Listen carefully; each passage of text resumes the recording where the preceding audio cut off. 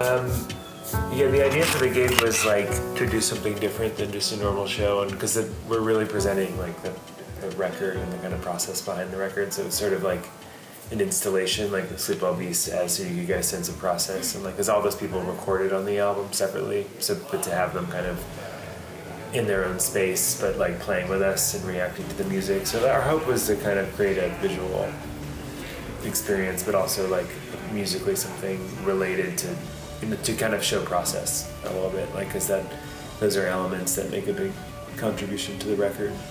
The circular thing was something that we had done, my brother and I, as part of a residency in Berlin. We set up a room with like in the round, and we really liked playing that way, so we kind of took that idea from there.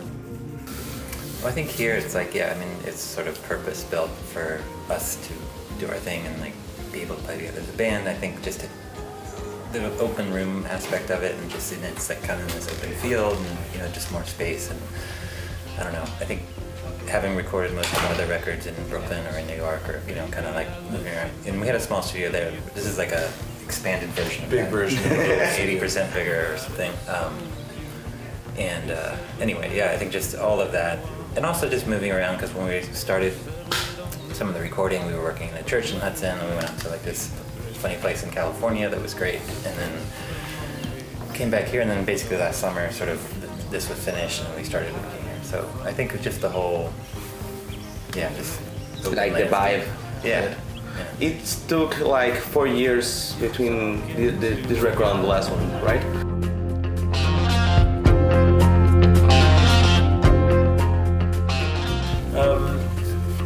We always have to tour a lot with each record, and then we like to kind of escape the album eventually, because the sound, even if people perceive our music as international, like to us it has to change fairly drastically actually, like the songwriting. We don't like to repeat ourselves, and it becomes easy to repeat, once you establish a sound.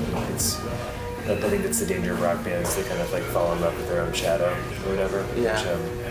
I think, in between, we usually did like 3 years between records, including touring, and then so now it was like an extra year. And I think we were working on Day of the Dead project, everyone was, and Elvi and Lansendorf and Bryce's and you guys' collaboration and stuff. So I think doing all that stuff and just working with other people and it was kind of like fun to be our band like within these other projects, Yeah. And I think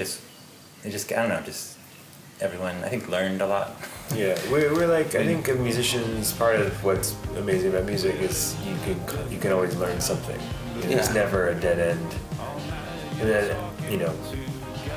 so we all kind of look for other kind of places to go and learn from others. In this case, it was really quite interesting, like what everybody was doing on their own. And then we kind of changed like several things about our process. The biggest one being the studio. We could all be everybody was in the room, so everybody had more ownership of we've been gradually over the last 7 years kind of becoming more apart. But doing that well, but we were not collaborating as much. We were kind of separately doing things, and I think that worked, but to change the sound, we needed to shift that process. And it also, for me personally, I was no longer interested in that kind of recording. There's too many interesting things to do in life than to kind of sit alone in a room and record demos for Matt to listen to in Los Angeles. It's I'm not going to do that. So we changed that. I think that music remains. I think art in general is a place where people can kind of confront truth and think about, an artist now has a choice to really, if you want to sing about bullshit or some sort of empty subject matter, that's at least a choice. It feels like there's a responsibility now to and music does have a kind of it does transcend, politics and all these things. It's there's music that we listen to, we've been listening to since we were kids, and then maybe our parents listen to, that kind of can be a constant for someone to take refuge in. But the truth is, with all this media and the ecosystem that is sort of social media and all that stuff, is the reason that we're having Donald Trump is a product of that also. So you see these pop stars using the same kind of manipulating you know, it's just a very, very strange time. And it's also, as musicians, you're aware of that. Like, okay, well, we're part of that in our own weird way, part of that same. Yeah, we also have to be on the internet. Yeah. Yeah. What do you take from this process? What is your favorite thing about this album? Do you want to show to the world? Favorite thing?